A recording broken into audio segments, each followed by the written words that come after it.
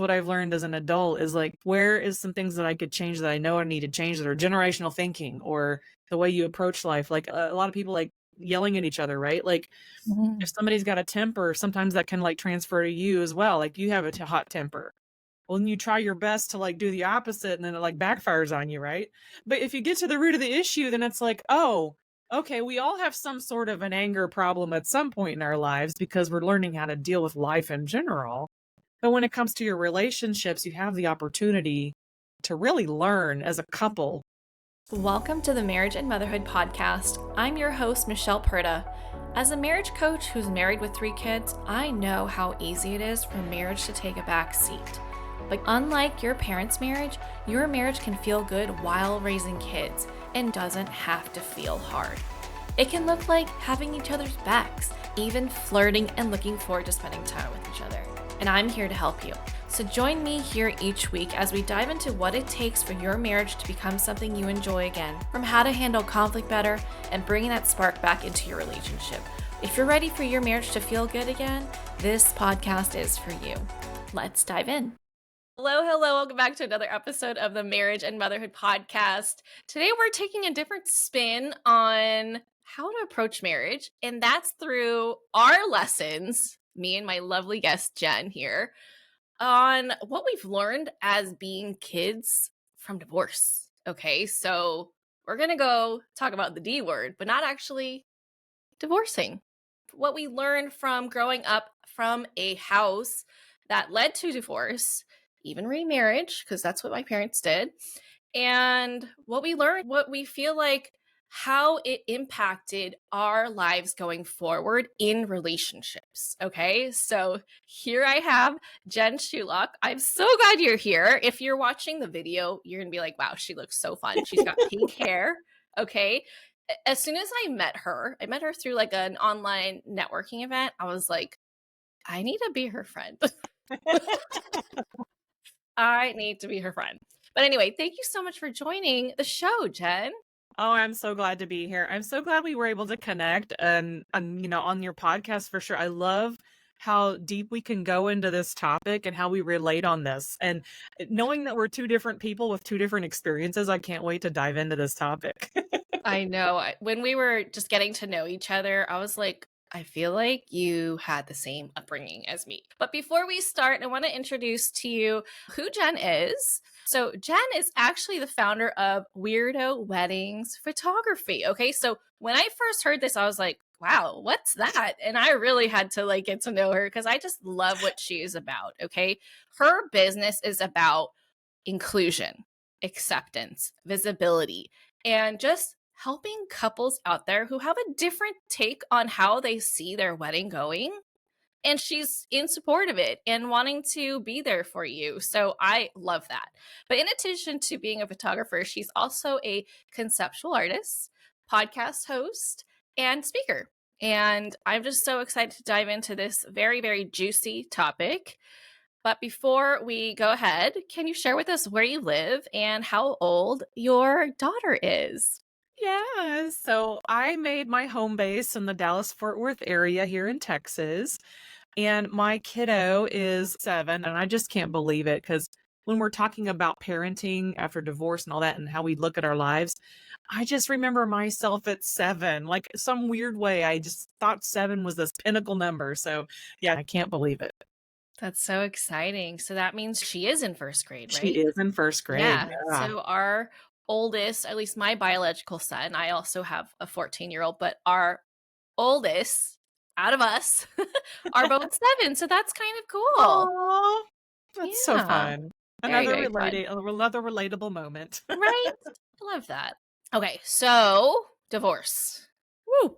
The When D did your word. parents get divorced? What led to it? Like, let's just get into it. Let's just talk about like, I've got my tea here. Like, I was let's gonna go. say I've got some water and some sparkling water. So I'm gonna just preface this with this is my point of view from the child, from the parents. My parents may have told me different stories. I just want to be clear that I'm just telling it from my point of view. as the child, because there's probably various reasons why they broke up. And then I have my thoughts, right, going forward as an adult. So my parents were together for, I was told, about 19 years. They actually married on New Year's Eve, which I thought was quirky. Like, who does that? Like, that was pretty cool. But they were married for 19 years before they decided to split. And the reason, most of us were surprised. I think me and my sister were probably surprised. I think my dad was even surprised that my mom asked for it. And I was like, okay, like, I don't know what's happening. I spent my whole life just going with the flow. I didn't even have a say in it. Like, at this point, I'm about to graduate high school, right? So, like, my parents have been together for most of my life. Wow, So so you were pretty old when it I was happened. pretty old, but it's still like, it still affects you because, I am about to graduate high school. Like, what's going on? What are my parents doing? What the heck? What's going on? Like, I Now, don't it's get not it. in the plan. It's not in the plan. And I had questions, and I Yeah. never asked any questions, but it confused me for a while because I was like, well, I don't understand how you can be together for so long. And then all of a sudden somebody's just like, well, I'm out. Um, Now, reflecting back on myself at the time, I think I handled it a lot differently than my sibling did. The reason that I was told is that my mom had expectations that were not being met. And so she's like, I just decided I'm not in love with him anymore. And my dad felt blindsided by it. And this is the two stories that I've heard. But I could see that being a possibility as an adult looking back. I could see that my dad was like, what happened? I don't know what I do wrong. And she's like, well, I told you to fix these things and you didn't fix these things. And I was like, oh, okay, well, geez, So that's what I know about my parents' split, is that after 19 years, they were calling it quits. And I think they were probably halfway through the year. I mean, if I was graduating in May, you're almost halfway to your 20th anniversary. And I was like, what is going on? Mhm. Because then once you have the split, you still have the split homes. I'm still living with my parents. So even if I was an older child, I still had to figure out, where am I going to live? Yeah. You know, it was crazy. So my dad was in social work. I think at the time we were living in a small town in southern Oklahoma. And it was like, she was trying to like, well, you could live in this spot. And he's like trying to get an apartment. And, and then that relationship begins after divorce, right? Where the one parent who is got the custody is calling the other parent for money all the time. And I think that's where it got rough for me, is witnessing that. Because even back then in the 90s, I mean, you still had to have rent, food, accommodations to live as a kid, or even an older kid going off to college. It kind of rocks your world no matter what age you are, I think.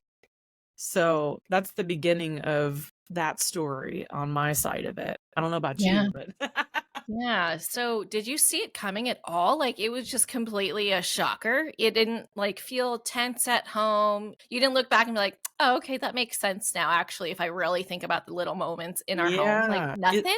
it's interesting. I don't feel like I don't have any key moments that I could point out. And I think only my mother could, because she was deeply invested in that relationship. But I think it's different from a child looking at a parent versus a Totally. spouse looking at a spouse. And so whatever viewpoints each of them had, I felt like as a kid, I just wanted to be taken care of. So I never saw anything that led me. I mean, of course, people have fights, but it wasn't knock down, drag out, like, I can't believe you're doing this, and screaming fights. It was, my dad would be mad and storm off, or he would get upset about something and storm off. And I was like, I don't know what's happening. I don't think they really spoke with us in detail about their struggles, to be quite honest. And as a Yeah. kid, at least for me, like, I didn't have the awareness at the time to even be aware of what was happening. Because if they did fight, or if they talked about things, maybe it was behind more closed doors than I imagined. I don't think we were very open back then either, like, about everything. Like, we could talk about stuff, but when it came to their marriage, we weren't in the loop on that. So we just kind of like, you're the parents, we're the kids, and we're all in one happy family currently, until it wasn't. And I was like, this is weird. That's why I said my reaction was like, what's going on?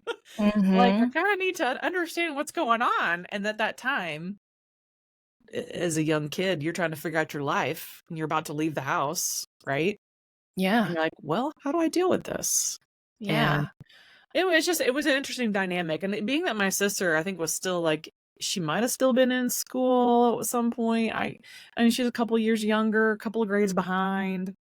So, her life was slightly different than mine because I was able to move off and go enjoy some college lifetime before I had to, get the real job thing going. So, but yeah, so that's kind of like what happened with my parents was that. I kind of wished I'd seen more signs because here I am now. Like, I'm like, people, y'all just get your stuff together and deal with your crap and you'll be fine. Like, I wish that was the answer to everything. But like for them, I really thought if we could have gone back in time and really fixed the root issues, we probably would have been fine.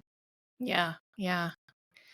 For me, I feel like I was confused because I was only in 5th grade when they separated. Oh, yeah. So you're still in a pivotal age though. So it's Oh, like, yeah.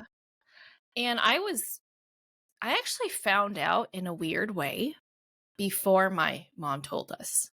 Interesting. Yeah. So I found this like manila folder on the microwave. Clearly it like left a really big impression, right? Because I like remember it very vividly. Yeah.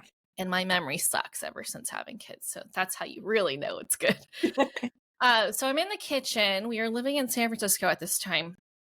And we used to put like papers on top of the microwave. And there's like this manila folder. I'm like, what is this? And I thought it was like my sister's schoolwork or something. I was just curious and I opened it just to be nosy and see what she's up to. And it's like this really official looking document. And I'm like, what is this? And I start reading. And I'm like, what the hell? It's like some official jargon about separation between, my mom and my dad. And I'm like, what? No, I must misunderstand this. I don't know what the hell this is. So I just put it back and I just like carry on with life. And my birthday passes. And then the following week, my mom, like, she comes into the living room. I'm watching TV and she turns off the TV and she goes to my sister and she's like, come sit on the couch. I have something to tell you. And then my heart sank. At that point, I was like, oh, fuck. That was actually real. I just knew, right? I knew that that's what she was going to tell us. And I felt like my whole entire world came crashing down. But as an adult, I'm like, that was actually the best thing she could have done for us. Absolutely. Is to do that. Because, looking back, I don't think they ever should have been a couple, to be honest. Like, I know where the appeal was, right? My mom didn't have much of a childhood because she was raised by her refugee grandma. Her mom had passed away months after they arrived in San Francisco from Hong Kong. So she didn't have the ideal childhood, right? I always say, like, she kind of had a childhood likened to Cinderella, where she was the youngest female out of her siblings. And in traditional Chinese culture, men are like, they can't do any wrong. They don't have to do anything responsible. They just got to go do them. Whereas the females are, the domestic workers, whatever. So she did all the grunt work at home with her grandma. So she did not get to have fun. She did not get to have a childhood, really. Yeah. And so she's super serious, super responsible, very successful. But my dad, on the other hand, very in the moment, very spontaneous guy, fun loving, just like loves to sing karaoke, loves to play basketball, watch sports, yeah, fun loving, and doesn't think about the future, just loves to live for today. So like complete opposites who absolutely need each other or some kind of version of each other to balance each other out, right? Yeah. So I understand the attraction and the appeal.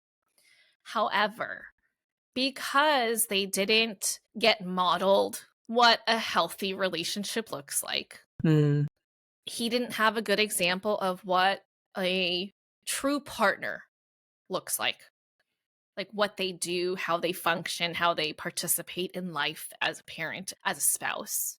And my mom, she didn't grow up with her parents for very long and just seeing what that was like. And so they had communication problems, right? They had self-awareness problems. My mom did the full-on martyr role, like many women of previous generations did/do, right? Yes. I do everything. I got it. I don't need to ask for help except for when I get really burned out. And the way I ask for help is with rage, And passive right? aggressiveness. Yep. Passive aggressiveness, right? And understandable, right? Because they didn't learn it. Like they learned to do that from, the people that came before them. Yeah. And so that's what I grew up with, right? There was no talking things through. It was like all of a sudden, oh, mom's mad. I don't know why, but she's mad.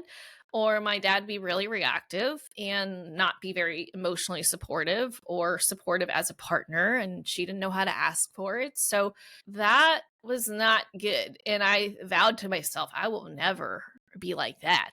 Instead of giving silent treatment, I'm going to talk about how I feel. I'm going to express myself. So whoever I'm with, they're going to know what is wrong. But I swung too far the other way because I had no tact. I was Mm, still passive aggressive, even though I was vocal about it. I wasn't self-aware, right? I would get frustrated, I wouldn't like something, or I'd get annoyed, and I would just like put a hot, steaming pile of poo on a plate and give it to whoever I was dating and say, fix it. Like, here's your wow. present, which isn't healthy either. Oh, man. But I thought I was so much better than my parents because I'm like, well, at least I'm Mm, communicating. Like, okay, but mm. I'm doing a lot of damage the way I'm communicating. That is so powerful, though. We went there, though. Like, this is a great opportunity for anybody listening right now. If you've had this happen in your life and you look at your parents and how they were raised, that tells you a lot. And it's important to acknowledge that stuff happened. And like, I think when I was going back into my healing moments here, I was like, okay, my dad was the firstborn of 6 kids. My mother was the firstborn of 3. My grandparents on my mom's side got divorced. My grandparents on my dad's side stayed together forever in what we will call a 50, 60 plus year marriage. That, it was because it was an obligation of affection at one point. They started off super young, and then I'm fairly sure my other grandparents on my mom's side, same thing. They started off pretty young, and at some point along the way, they got divorced. And so there was a lot of things that were carrying through the generational lines that I was aware of, because you get together for those holidays, right? I don't know if you went that far in some of your relationships where you got together in the holidays with your family of divorced family. And, and this is just my family, okay? Sorry, grandpa, grandma. But grandpa and grandma would be like, "Rah, rah, rah, rah, rah," and, grandpa would say stuff about grandma. And even though he remarried and was perfectly happy, he would still be like, "Rah, rah, rah, rah, rah," and she's like, well, rah, rah, rah, rah, rah. I'm just like, can we just have Thanksgiving or whatever and be done? Yeah. But I grew up with that kind of modeling too, like looking at a divorced family and then watching my parents go through that, knowing that there wasn't going to be a lot of this, because I think they also tried to do stuff differently than their parents, right? Yep. I applaud them for that. I really do. Like, I really think they put in the effort to do stuff differently. And they would have been considered the weird ones in our family anyway, because they followed their faith in all different kinds of different ways that took us to all different kinds of cities. And we did a lot of cool things as a family. But it's like once we were rooted together and kind of stable, it's like that's when the stuff started like falling apart, which is so weird to me, to have that stability, but also maybe they're unstable in who they are as people, that they couldn't figure out how to get past it. And I think Yeah. for me, what I noticed, and this is, sorry, mom, what I noticed in that time of reflection for me as a kid was my mother was romanticizing marriage in general. Mm. So when you only romanticize marriage, you're thinking cards, flowers, romance, and all the things that are actually quite difficult usually for our partner to meet those needs, because it's not their first mode of language, right? I married somebody opposite than me as well. I've come to terms with letting go of my romanticism with marriage. And I think that's something that I can carry into my next generation, is that the roles may change in a marriage. You change as people, but it's up to you to be like the one who looks at the change and says, you know what, I feel this way.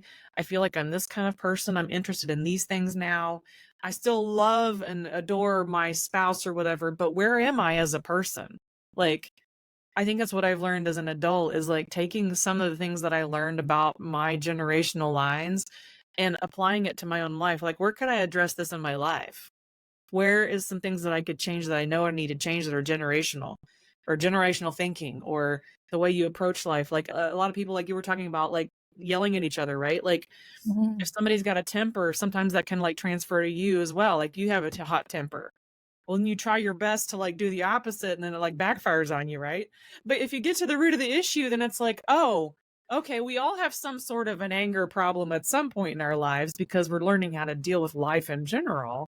But when it comes to your relationships, you have the opportunity to really learn as a couple. And not everybody wants to learn as a couple. They just want to learn individually and they realize, well, I'm better than that person. So I'm out, or I've settled for less. Now I've got to move on to somebody else. But that just goes to show you, like, when we look at our parents, I love that we can. Some of us that have the ability to look at our parents and if they're honest about their relationships and how they came up and all that, I think it's great to be honest. And then you start looking at your parents and your grandparents all in the same thing. So I look at, my husband's parents, right? Again, been together forever. They have this very unique relationship. They are not the people they once were. They've changed a lot, and how they raised their kids was different. And it's just different when you come from a divorced family and then a non-divorced family, and then you throw the two of them together. And you're like, okay, one has a sense of stability and one has a sense of, well, I've been demonstrated how divorce works. So a lot of people take that mindset of, well, because so and so did it before me, I can just divorce this person because I don't mess with them anymore. Or the words we use now is, I don't vibe anymore with everybody. And I'm just like, well, I didn't sign up for that. Once I experienced divorce, I didn't sign up for divorce. When I Yeah. chose, I tried to choose from a place of, this is it, y'all. There's a lot of circumstances that we can go into tangents about that, but like when I made the decision to marry and have a partner, I was not thinking about repeating that pattern. Totally.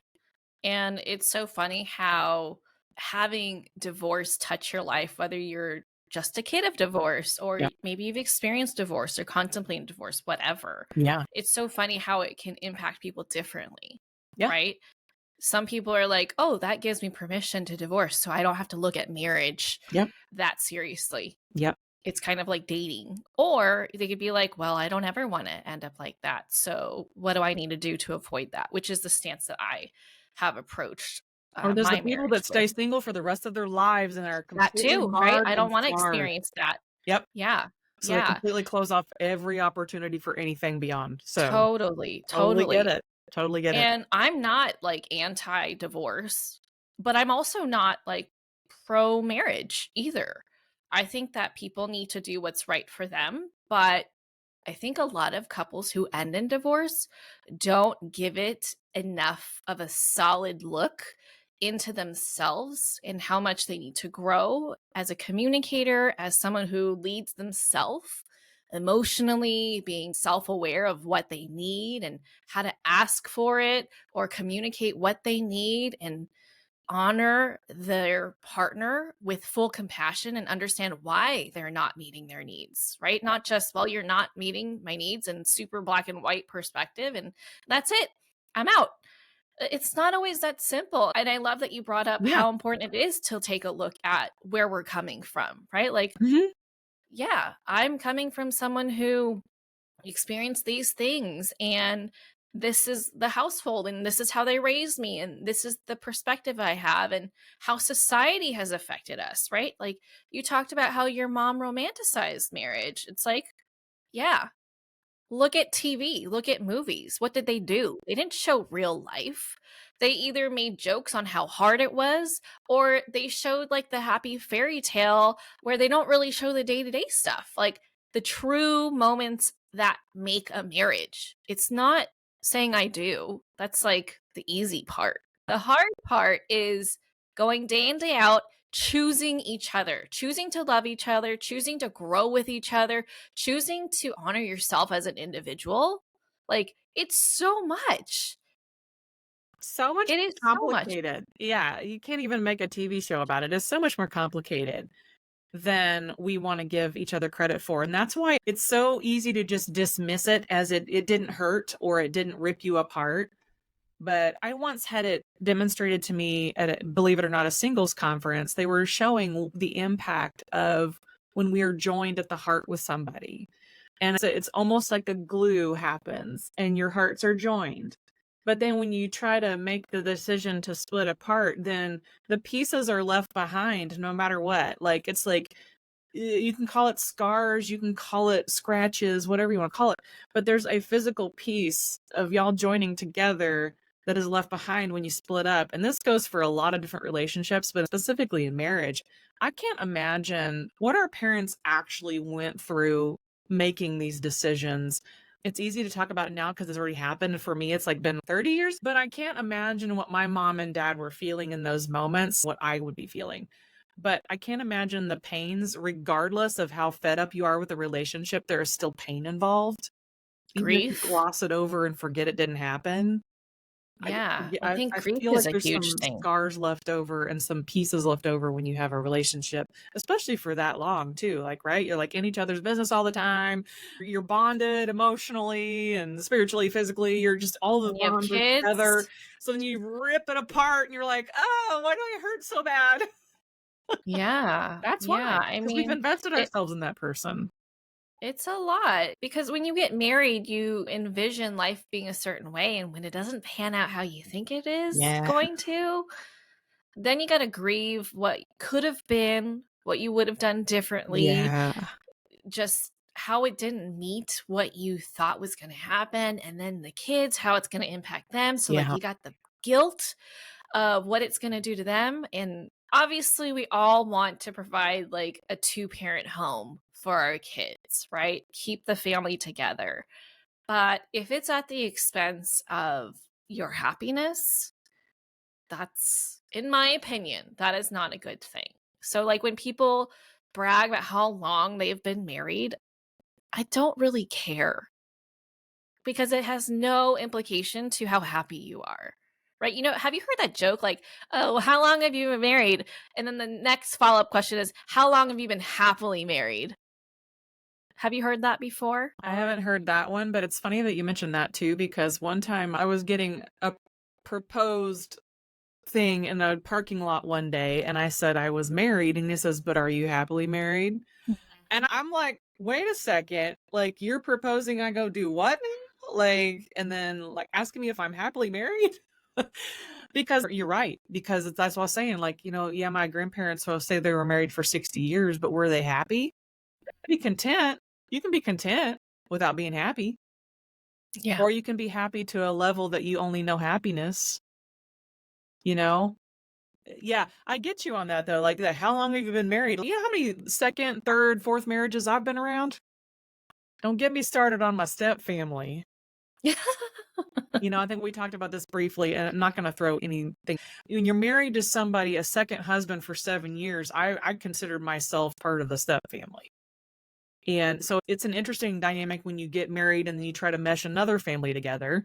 And maybe one of the kids feels like they're more part of the family than the other kids think they are. And it's interesting. And then my dad remarries, right? So my dad remarries and I get 4 instant stepbrothers because my stepmom, Jan, had 4 boys at the time. And I want to continue with this too, because it almost happened again when my dad remarried Jan, right? So my dad remarried and he was stomping around the house and mad about something. And because I wasn't privy to their relationship, I had no idea what was going on.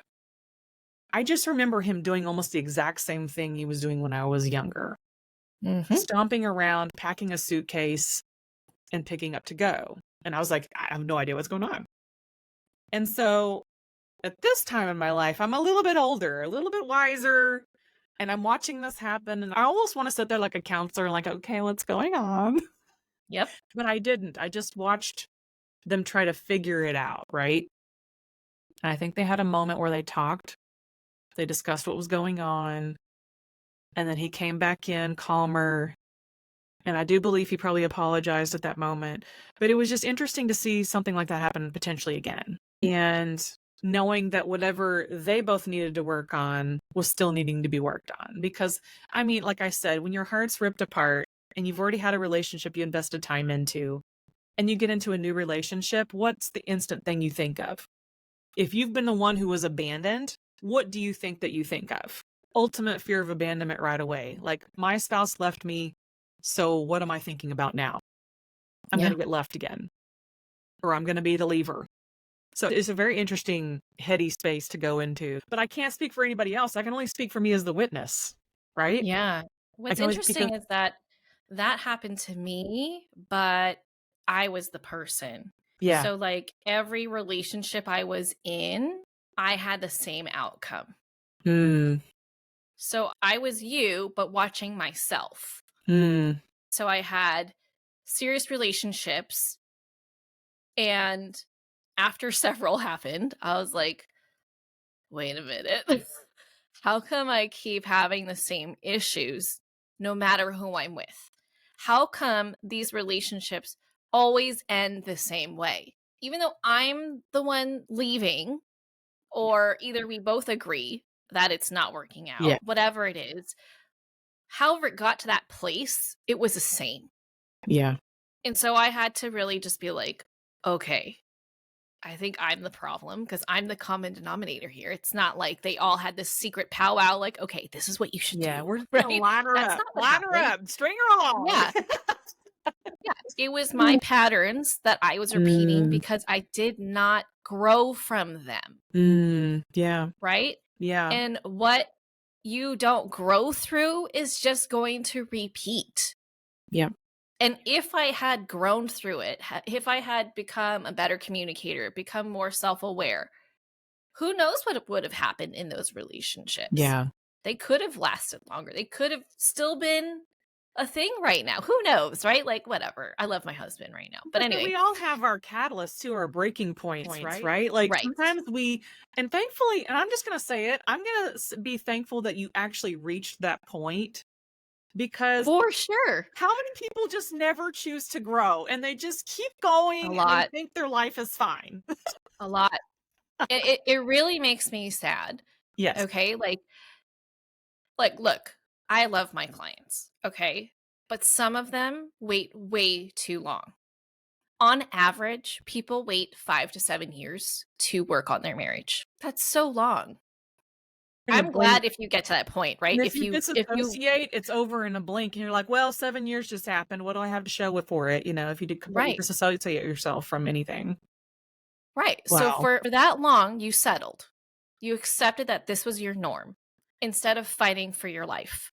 And at that time, by the time you reach that point, you're done. You're like, well, I'm out, I'm good. Yeah. And you know how women work? By the time we ask for it, we've already in our mind done it, right? Like, we're over it. Yeah, you've we're already checked out, and you have made your decision already up here and in here. Yep. So all you have to do is physically leave. Isn't that wild? It is wild.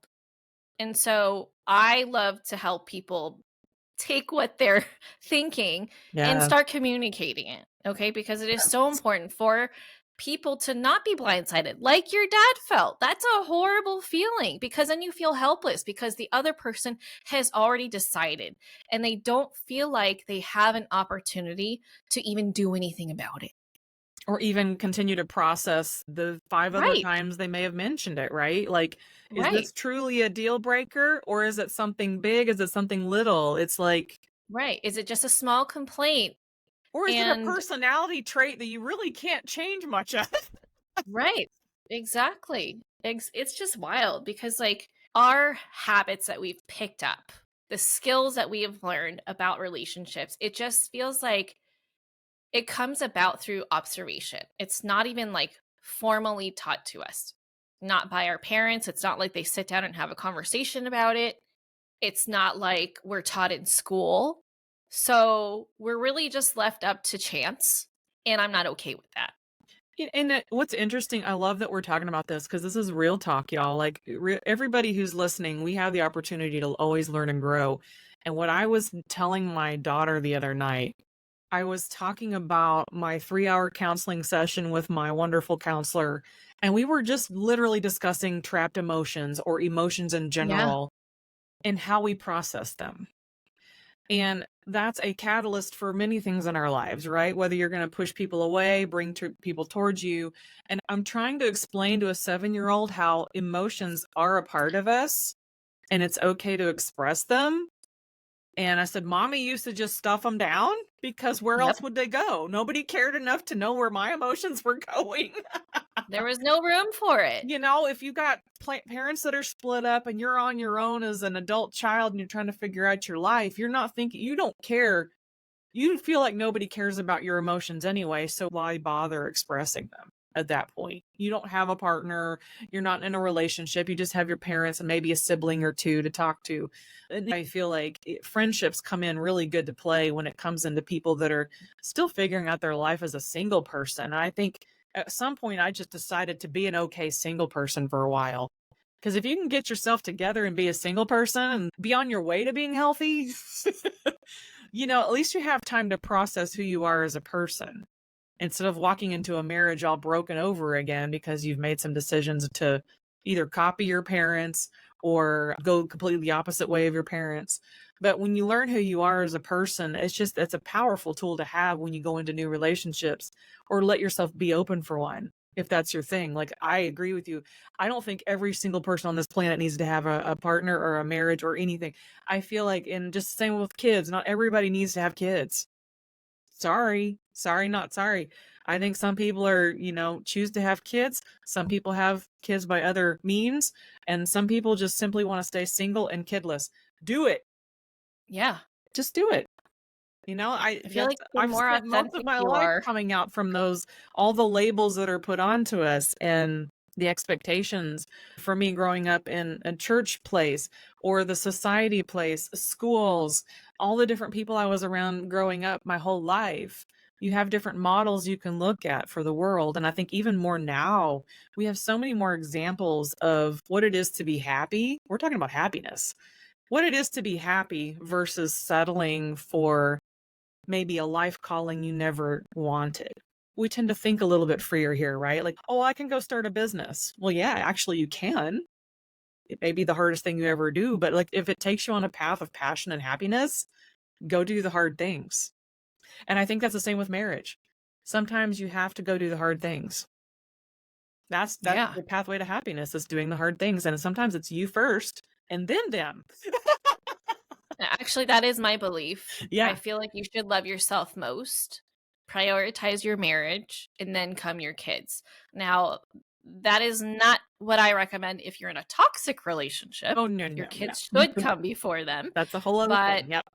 Assuming that your partner is a good person, which I hope they are, then I firmly believe that you absolutely need to come first, because when we are feeling whole, when we're taking care of ourselves and we're not abandoning We're ourselves, not martyring neglecting ourselves, I'm we're so not glad you brought martyring the ourselves. martyring because that's Yeah, exactly. prevalent. We've seen how well that worked, right? When we're not doing any of that and we're fully loving ourselves, advocating for our needs, giving ourselves what we need, asking for what we need, And setting our life up being to, okay with who you are as yourself, and yes, then bringing in a acceptance. partner in your life, that kind of thing. Yeah. It's awesome. And living authentically, right? Not being like, well, that's not what I'm supposed to do. Like, who cares what you're supposed to do? How about you just do what works for you, works for your marriage, works for your family? It doesn't matter if it doesn't fit a mold, right? Yeah. I think that's what got the previous generations in trouble, because they're like, well, I gotta be like the Joneses. I gotta have this white picket fence house, and I gotta have pot roast on Sundays, or, whatever ridiculous things that they impose on themselves. And now we're dealing with the backlash of finally understanding that we can give ourselves permission to live life how we want to, Yeah. because we make up the rules for ourselves. And if you're like me, and maybe some of y'all out there have had to just choose your family instead of relying on your blood family sometimes, it's a much better place. And as we're talking about relationships going forward out of divorce, like because I moved so much, I felt like I adopted people from everywhere I moved. Now they may not remember me, but I remember them because it was a point of my life where I needed relationship. I'm talking about more like friendships, right? friendships are still relationships, and there's a levels of friendships. And I just think that it affected me in the way of, well, if I moved all the time, I had barely enough time to make a friend and then lose a friend, make a friend, lose a friend. And so that affected me going forward as well. So I was like, well, what's the point of making a new friend if I'm just going to leave or they're going to leave, right? It's the same mindset that you can take into your marriage. Well, if I let myself open up completely and I bare my soul with somebody, well, they're just going to leave me. So you have to understand how you grew up, where you are, and don't take everything into your relationship. And if you are already in a relationship, guess what? We have so many tools right now that you can identify where you are, right? You have the Yes. choice and the ability to do this. If you need Yeah. permission, give yourself permission. You don't Yes. need it from us. We're great though. We want to give you permission to go be your best self. Use your But permanent permission slip. I was like, but you still have to like own up to your own self, right? You have to own up to your own internal wants and needs and say, listen, I'm not happy with this. And I need to figure out what's going to get me on that path. And, here I am. I'm 47. I'm still figuring it out. And I love it because I feel like I'm in my age range. I have lived such lifetimes of knowledge just from what we were talking about right now, from children of divorce and making decisions. But also I'm in this path of being able to talk about it now. Like, it's so far gone and removed that being able to talk about where I was then versus where I am now is just so different. And I've learned so much. And I actually look forward to learning more. I'm still looking at people's lives, like in a good way and in a healthy way of, there's something about their life that I kind of like. I kind of wish I had that in my life, but how can I formulate that to fit our family life? My way. Yes, because you can't, if you copy it, it's just another copy. But if you take it and make it your own, then it's your family and it's who you are being expressed in an amazing Yes. way. Yeah. And I love that, like, everyone is literally a mirror to us. They're going to show us something we like or don't like about our life. Right. Yeah. And I think it is the best thing for you to do to actually let yourself think this way, to like really be willing to look at yourself in the mirror and be like, that's a little shortcoming for me. I want to grow in that area. Instead of just, I don't know, I feel like we all have so much pride and our egos are so strong that we feel like we have to be a certain way. We have to fulfill certain things. And when things don't go our way, then, our coping mechanisms come out where we push people away or we run away or, we get aggressive or passive aggressive. Overcompensate. I mean, how many times Whatever it is. How many times have I heard that word this week is like overcompensating for, even if you have a natural talent and gift and it's a genuine, like you'll overcompensate because of insecurity of something from your relationships or insecurity from something from your past that you haven't dealt with. So we can overcompensate for stuff or undercompensate. Yeah. It's like that And our whole spouses joke can about do the same. the movie Whelmed, like where she's like, can you be, I know you can be overwhelmed, I know you can be underwhelmed, but can you just be whelmed? I love that. I remember that. It's such a great line, and I use it all the time because it's true. Like, how many times are we over and under, but we're not just who we are? Let's just be who we are. And I feel like the more we get to know ourselves, the more compassion we have to offer other people and to meet them where they're at, right? It's not like when we have marriage problems, our spouse is like, evilly coming up with some master plan on how to make your life miserable. Like, that's not what's happening. They've got their own shit going on, right? Like, they chose to do whatever they chose to do because that's what they thought was the best decision available. Yeah. Given their capacity, given what they knew, given what their motivations are, priorities are. Mm-hmm. So we need to just stop taking things so personally and just start being willing to understand more. I love that you just said that too. I love that our conversation is amazing, by the way. This is great. So there was a point in my life a couple of years ago, I was on the pinnacle of making some fun decisions about, doing this podcasting thing and speaking thing. And I just felt like I was having a couple of blocks in my life and I couldn't figure out how to get past it. And a couple of really wonderful coaches helped me Because it's really hard when you're an emotional person to remove yourself from the emotions. And if you're like my husband, for those of you that have like almost robotic emotions and have zero emotions and you don't run your life by them, good for you. However, I love my emotions, but when they run your life, that's a problem. Yes. So I was able to, in my relationship, take a step back, which I never saw my parents do, right? I'm learning as I go because I'm Jen and I'm different, far and removed. Jen was learning to step back from the emotions and look at it. This is funny. It's called the objective detective. It's how I came up with how I could learn how to do this. And I'm still learning it, y'all. It's a new technique, right? It's a new skill. Every skill can be learned and mastered at some point.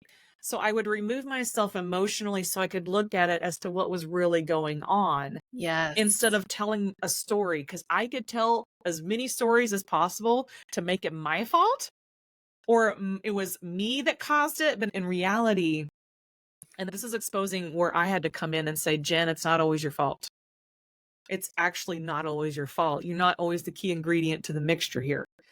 And so I would take a step back and I would assess it from a non-emotional standpoint and ask myself questions. And it's just a nice skill to have when you're learning how to walk through emotions about situations and then get to the root of what was causing it. Like I was saying, I was talking with my daughter about emotions. I was like, this is a skill for me that I'm still working on. And I feel like I'm only a couple years into it. Just really thinking about, why do I feel this way? And asking lots of questions to get to an answer of some sort that could help me move forward or make a decision or have a sit down talk with my husband or whoever this is about. And so it's nice to be an objective detective and totally like remove yourself from the emotion, because do not deny your emotions, but do not let them run your life. And I think that's where I've been lately, is navigating that world. And instead of Yeah. storming off, believe me, I've thrown enough towels at the wall. I've thrown things when I'm frustrated because I don't know how to express why I'm frustrated. I would just go to boxing classes and box it out. But at the end of the day, you still have to address what the problem is.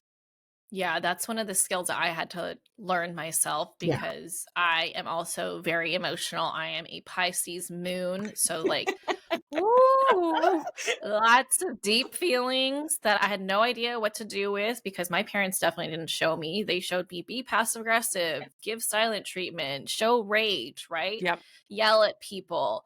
And so I saw that come out in my relationships. And even as a parent, I'm navigating that as Yeah. well. Yeah. And just being very non judgmental of myself, like, okay, well, that didn't go well. What could I have done differently? How can I apologize? It's the act of reflecting and taking responsibility for my shortcomings compared to who I want to be instead, right? I think if you're able to look at yourself as just a work of art that is constantly in progress, Constantly. Yep. constantly, we are never finished, right? We're just a work of art. We're a masterpiece And if we're that's clay, constantly we're being going in the added to. fire every once in a while. Just going to be Yeah. Going in the fire, going in the kiln, whatever it's getting called, it right? refined. Yep. Yeah. Because that's how we grow, right? What do they say? Growing pains. It's a thing. It hurts sometimes to grow. Actually, most times it hurts most times to grow. Yeah, a little achy, a And little painful. and I really feel like being able to witness myself with full compassion Yeah. and say, "Hey, you did your best. You were really overwhelmed." Yeah.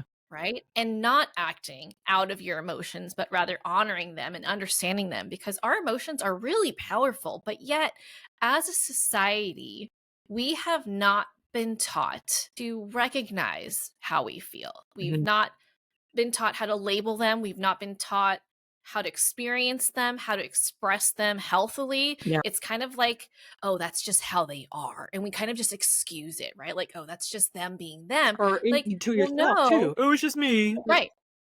Exactly. But actually, our emotions carry a lot of wisdom Yeah. that we can learn from. It's teaching us what we're okay with, what we're not okay with, if something needs to change, Mhm. right? Yeah.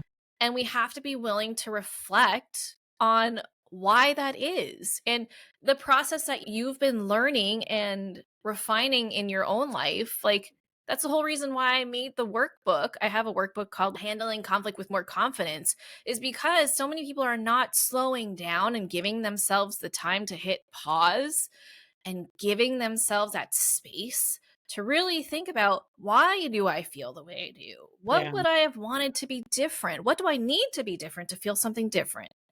Right? So that you can feel more prepared to take the next step, whether it's do something on your own to change the outcome or have a conversation with your spouse or whoever you're in a relationship with, your kids, your friends, your family, coworkers, whatever, to be able to move forward. Because when we ignore our feelings and we just like excuse them or stuff it down, make us wrong for feeling that way, all you're doing is intensifying what you're going to experience the next time something remotely similar to the situation that you're in happens again. And I firmly believe that life will continue to dish you the same lesson until you listen and learn. Mm-hmm. It's just how it works. Life wants us to grow. And going back to how everyone's a mirror for us, Mm-hmm. we're gonna keep running into it until we step up to the challenge and say, okay, what am I here to learn And about I start myself? saying I was just discussing this week. Sometimes we have to admit we were wrong. Yeah. And do you know how much of a gut punch it is to really be like, you know what? I was wrong. And it releases a heaviness, but it feels so heavy when you're holding it. You're like, Yes. oh, I was wrong. And I was also going to add that when we're working with our kids and we're in relationships with our kids and we're getting to know our kids and raising our kids, and I have learned much quicker to say sorry about things when I know I have gone overboard on something, or I've either undercompensated, overcompensated, or I've lashed out because I was tired and I legitimately have, if I am depleted, I have a shorter fuse. Oh, yeah. All of us. So I will go in and I will detailed apologize to my kid and make sure that she knows what mommy was dealing with at that moment, because I think it's important for her to start to learn how to address her emotions and the things Yes. that she needs to work through and the things that we're still working through as young minds are forming. And they're figuring out their emotions, much less how to read, write, all this stuff. And we will let her cry as much as she needs to cry. Yeah. Unless she's using it as manipulation where I kind of cut it off. I'm like, no, let's stop the crying.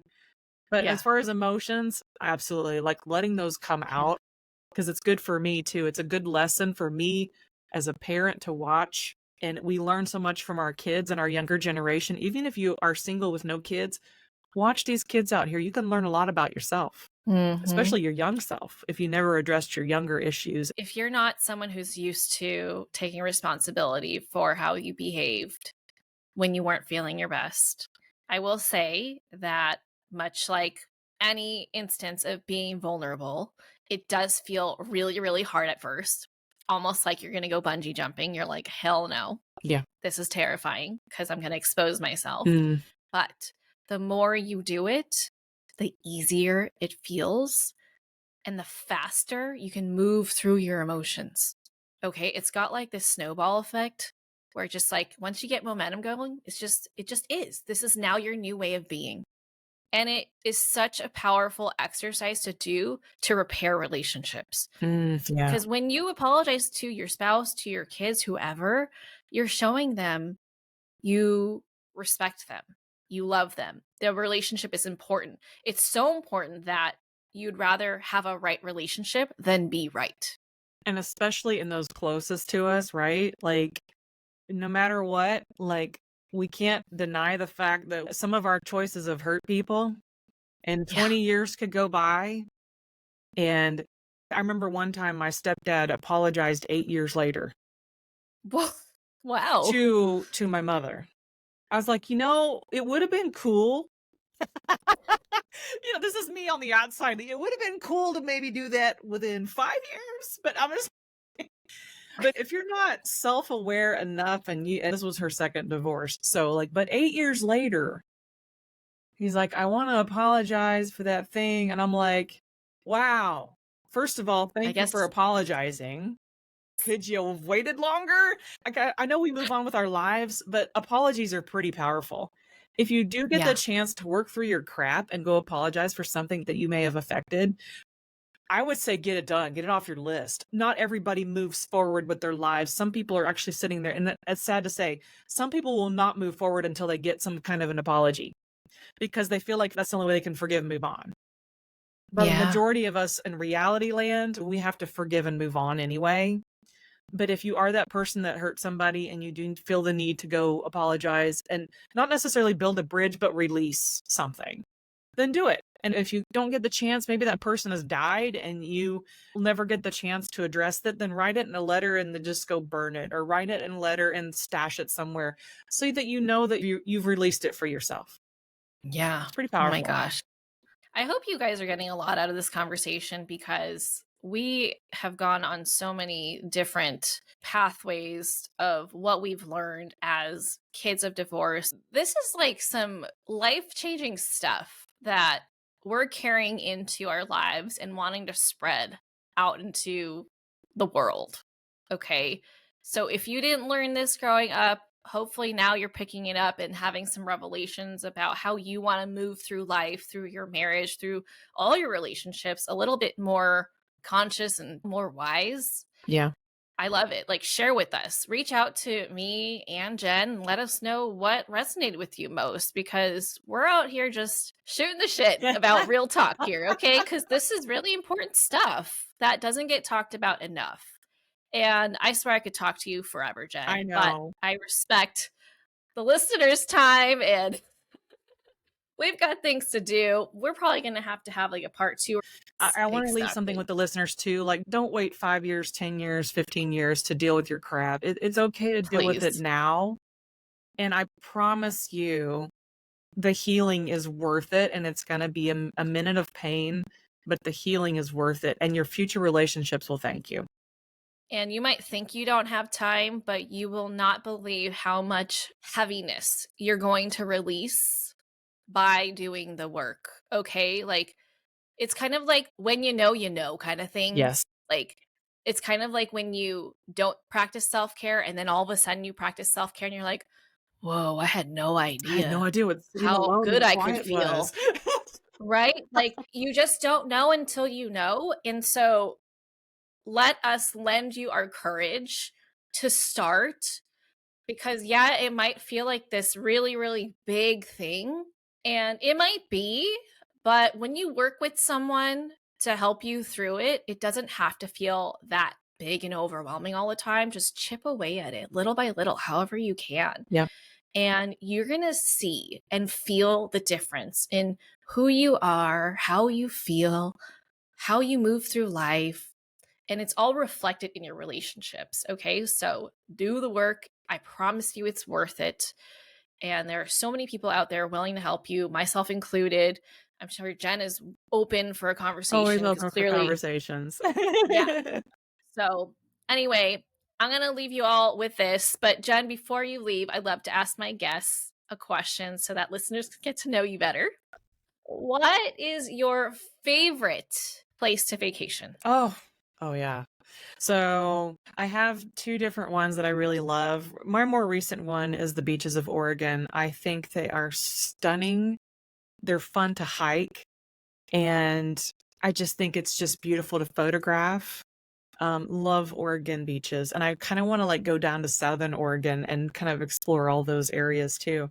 But I also love the Caribbean Mexico area. Like, just the Riviera Maya is just wonderful. I enjoyed so many different kinds of little trips down there when I was newly married, and it was just stunning. And that is one place where I knew I could unplug and just be me. Unplug, I listen to the ocean.